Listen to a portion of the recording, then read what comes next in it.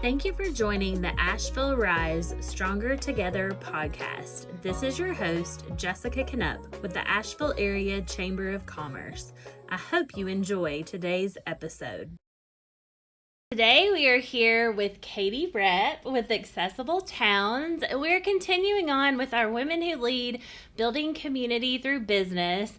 And Katie, we met, a couple years ago, and you have just really taken off with your new venture with Accessible Towns. Thank you. I love it. Love it. So tell us kind of how you got started.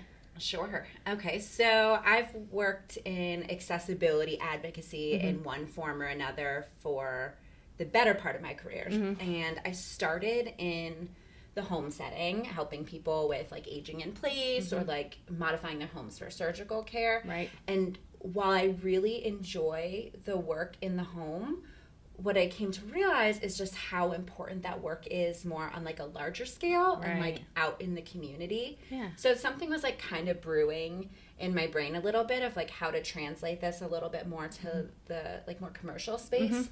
And then honestly, the inflection point was actually Hurricane Helene.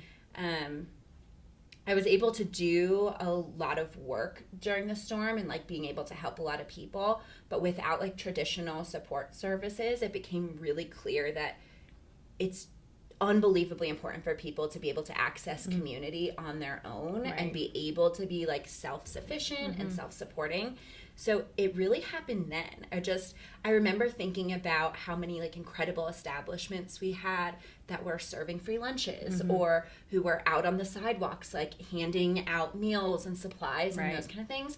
And it just occurred to me like people also need to be able to know where to go. And that's kind of where it came from. So while that was obviously like one extreme spectrum of like where accessibility is necessary, Accessible Towns was kind of born out of a place of how do we highlight these places that bring joy for people and bring community and bring belonging so that more people can access it. Right. And because it also like when you can do it on your own, yeah, it just makes you feel better. Absolutely. Right? Absolutely. And independence is important to all of us, right. And it's important to people to be able to go where they want to and not get somewhere and be turned away because maybe the environment is not quite right for them. And people being able to have information is power. You can make decisions that you may not have made ahead of time if you didn't have something to go off of. Sure.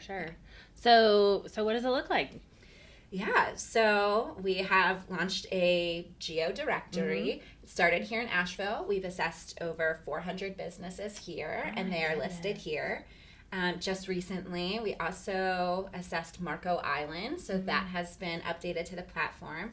And now we've also partnered with multiple universities across the country who are sending their PT and OT students out into the communities to be able to perform the assessments so they're all standard and replicable and the same information for each place. But now we are popping up all over the country. So we have quite a few partnerships that are coming, and they will be at least another 6 cities on the map before the end of 2026. Okay. Yeah. Is there an app? There is no app, but it is all a website. All a website. Okay. So what are the criteria? Like, how do you... Sure. So we look at physical accessibility, where I do think it's really important to note that there are a bunch of different types of accessibility, especially as it pertains to people who are differently abled. So there is still sensory accessibility. There's psychological and mental accessibility, and there's physical accessibility, which is what we look at the most. Okay. So we're looking at how people actually physically navigate an environment.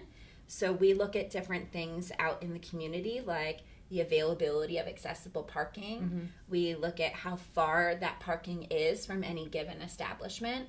We look at what it takes to enter somewhere. Are there a bunch of loose bricks? Is there perfectly flat concrete? Is there something in between? So we look at what kind of terrain exists.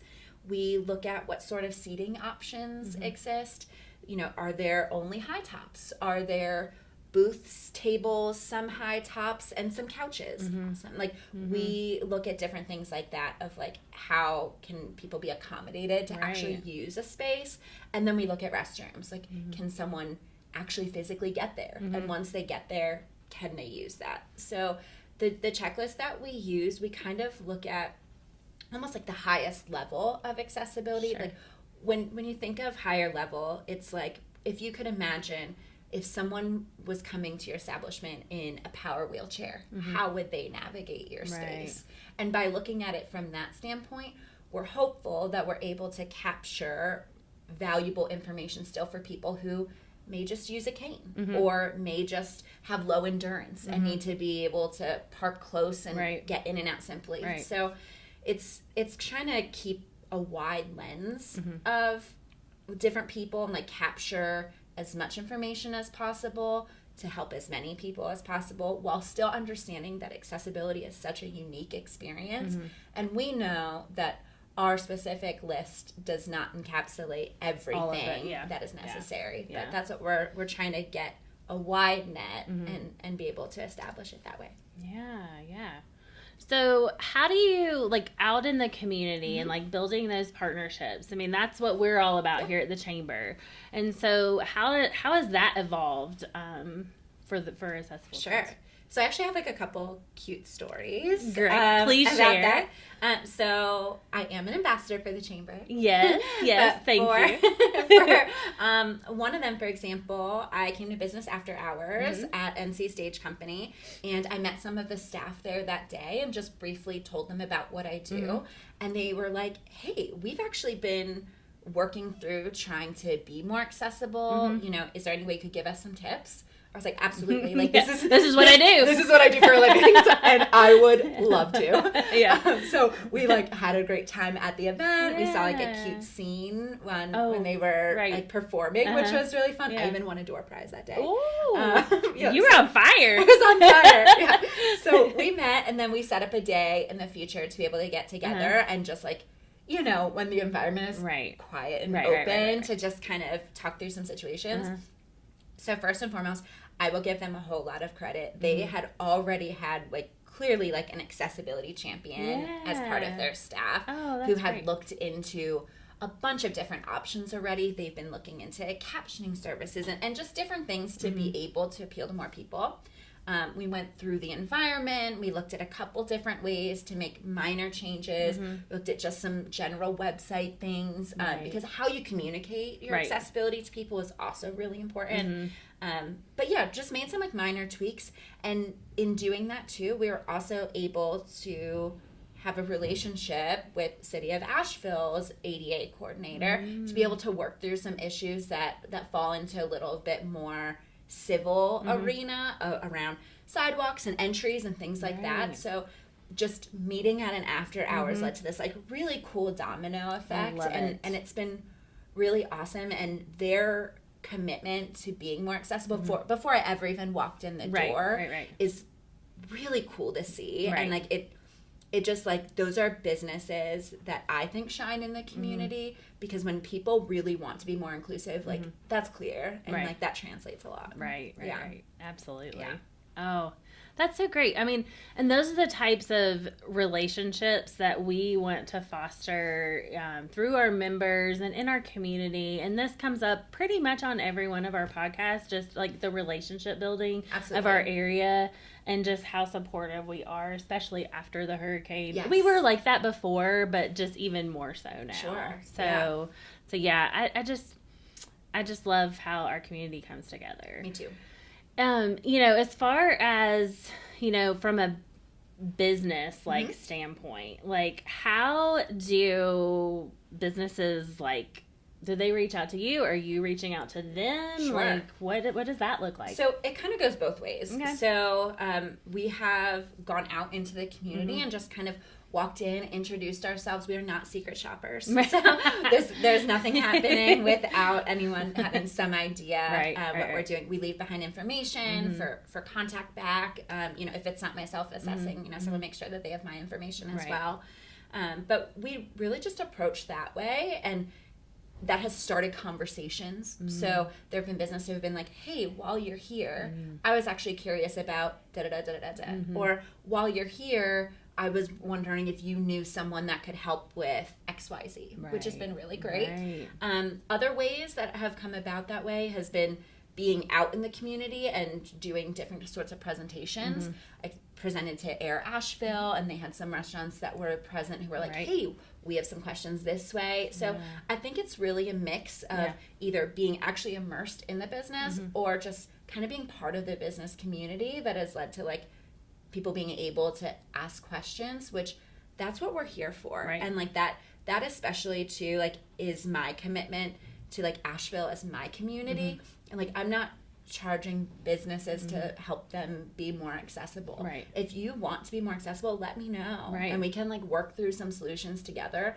And very often it's a lot simpler than it seems. Like, it may just be that there is a trash can obstructing an entrance. You know? It could just be that if this table was this way, the door could swing both ways. You know, it's just really, really simple things sometimes that can make an environment a lot more easy to navigate. I worked in retail for a very long time, and sometimes, you know, you go into spaces, especially now I have a different, you know, view on it a little bit, but like, it's like, how could someone get through if they were in a wheelchair? You know, my mom was in a wheelchair for a while, and just getting her into a restaurant, into the restroom, like you mentioned, it's difficult.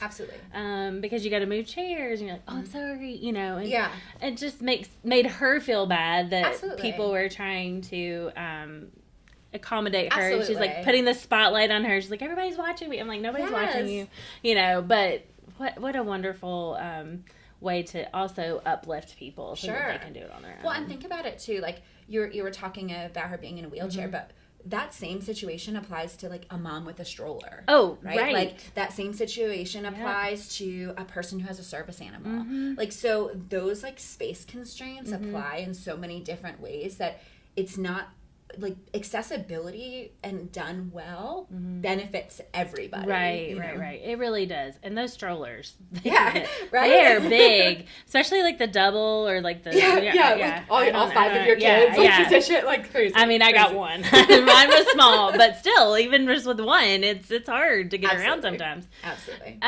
So, well, is there anything like, as a community, like how can we help support what you're doing, and how can we help? Absolutely. Well, we are an online platform, so visiting our website, checking out the content, being able to talk about it is really helpful. Sharing that with people, sharing that you are a part of it is really, really helpful to just be able to like meet a wider and wider audience. You know, my goal with the work and like where I'm positioned in my place in my company exists more in the like, how do we develop the spaces? My strength is not how do I make a website hit as many people as possible, right? I'm like very well aware of my shortcomings.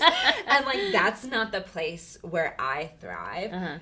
But what does help a whole lot with that to fill that gap is like people being able to talk about it and share it with someone who may benefit from it or may not, right? Because even if you're sharing it with somebody who they may not need to look up ratings or understand a place specifically for their accessibility, someone who is their family may, or someone who is their family's friend may. So like that cycle is there, you know, and like that kind of exists to be able to find someone who needs it, especially when like 1 in 4 adults in the United States are disabled, or like 16% of the global population is disabled. So it's like being able to understand that it may not be right in front of you, but it is here. Right.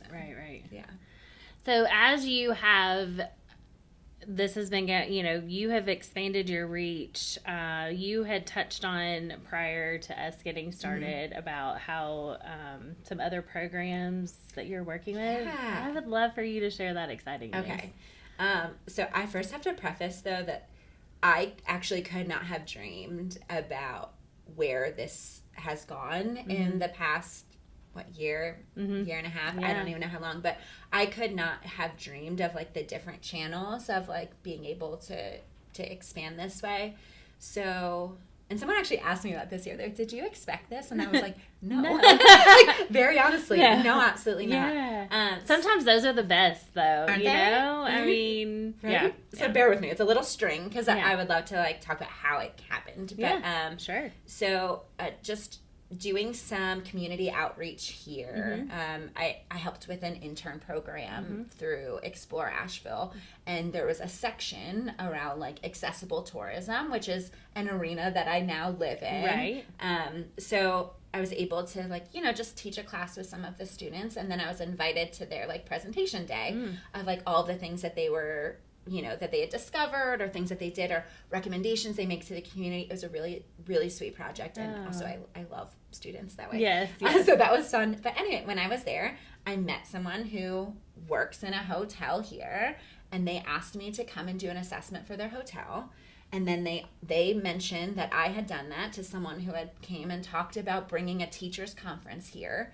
They told them about what I do. They're bringing like a all about democracy and huge programming to here in Asheville. Well, I met with them. We developed like an accessibility audit.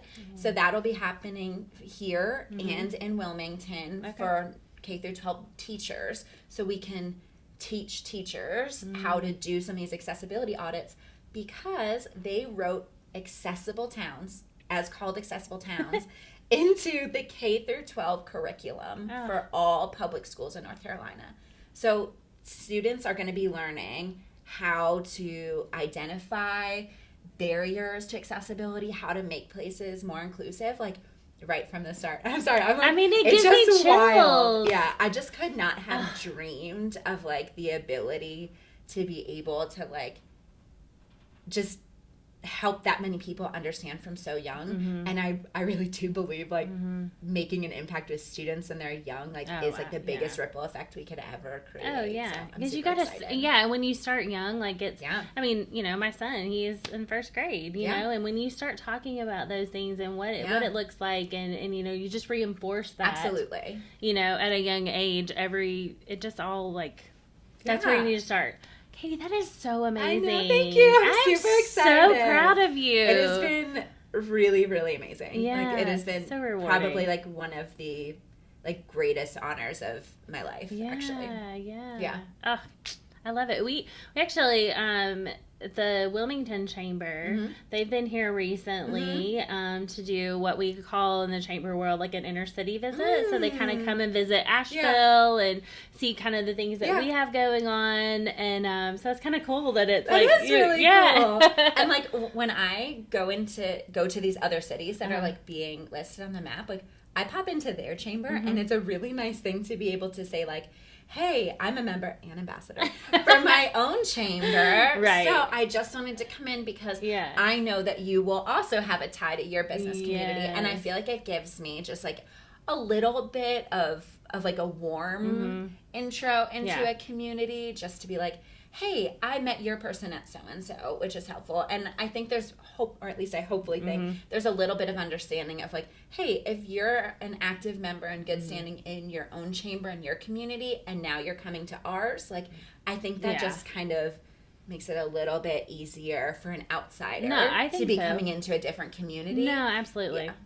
Well, and I can remember like when we first met, you were like, tell me more about the chamber. Like, this is all new to me. And I was like, okay, I can talk forever about the chamber. Oh, yeah, absolutely. Like, when I met you, like, I've just been a clinician for a really long time who has a lot of dreams about making a difference in different ways, but that hasn't by any means made me like someone who like totally understands the business community. Like, figuring out how to be a leader, and then even harder, figuring out how to be a manager has been like a journey. The accessibility stuff is like, that's cake. It's like the rest of it that comes with it. So I've been super grateful to be able to have the opportunity to be here, because like being in P&G, for example, like taught me how to talk to other people about what's happening here that don't live in my world all the time. Like if this isn't what you do every day, you're not expected to know all this stuff. Like this is like